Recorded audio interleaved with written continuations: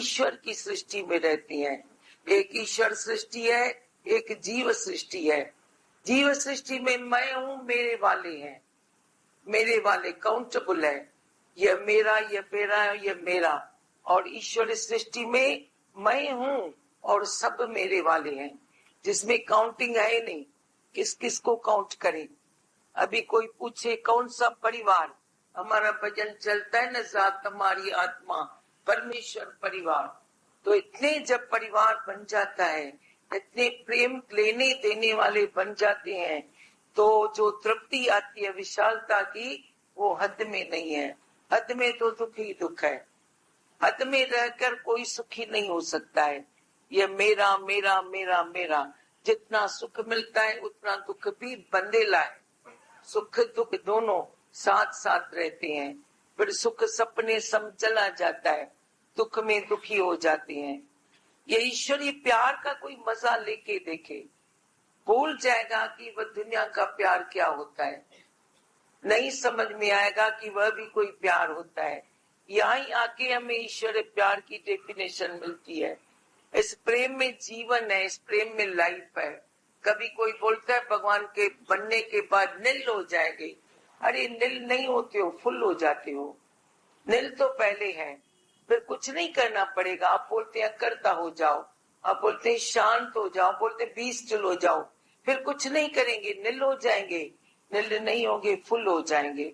अभी नील है, जो तू चाहता है वो होता नहीं, जो होता है वो बाता नहीं, जो बाता है वो रहता नहीं।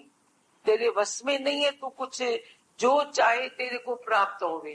कितनी बार तू चाहता एक है, मिलता तेरे को नहीं है, तू डिस्टर्ब हो जाता है।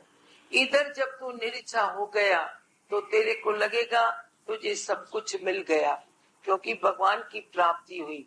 निरीच्छा जो हो गया, अंदर की शांति, वो अतीन्द्रिय आनंद जो तेरे को फील होता है, उससे तेरे को लगता है बाकी कुछ रहा नहीं, मिलने को कुछ नहीं रहा।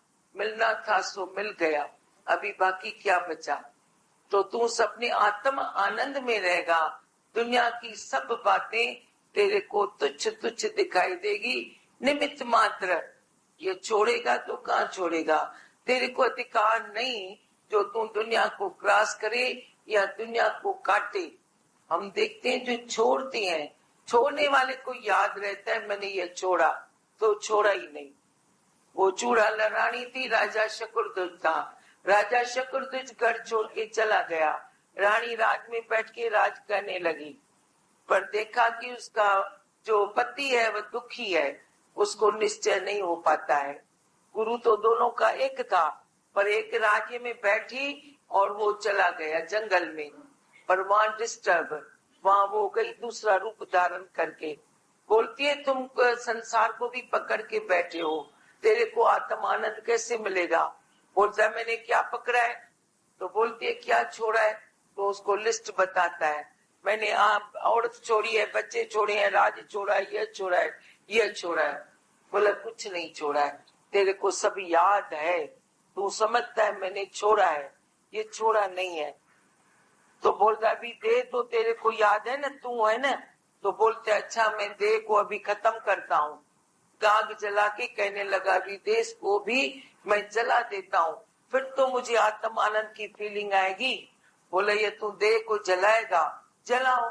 जलाने लगा तो आजू बाजू वाले आ गए। बोला इधर तो बदबू आ जाएगी, हम तेरे को जलाने नहीं देंगे। बोला ऐसा भी नहीं होता है।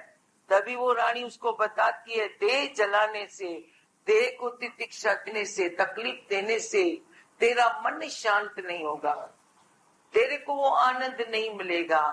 देह से तेरे मन का सुख कुछ भी नहीं नीचे ऊपर होगा। ये देह ध्यास तुम छोड़ो, तू देह हो। तो जब तू ये निश्चय करता है, तेरे को फील होता है तू देह नहीं है, पहले देह से ऊपर उठने का है। तू देह ही नहीं है, तू अपने को देह मान के बैठा है, मैं देह हूँ, मैं देह हूँ। इस देह में विक्षेप है। जब तू देह नहीं है तो जिस जिससे तू अटैच है वो भी तेरे को भले साथ में होवे या न होवे, लगेंगे बहुत दूर बहुत दूर बहुत दूर है, तेरे से बहुत परे है। तू अकेला है, तू अकेला आत्मा है, तेरे से कोई भी नहीं है। हम दूर रह के उसके चिंतन में बैठे हैं तो उनके साथ है।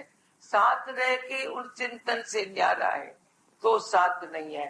ये हमारा ख्याल है, हम मान के बैठते हैं मेरा मेरा मेरा, जब इस देह पर ही अधिकार नहीं है। बताओ क्या अधिकार है?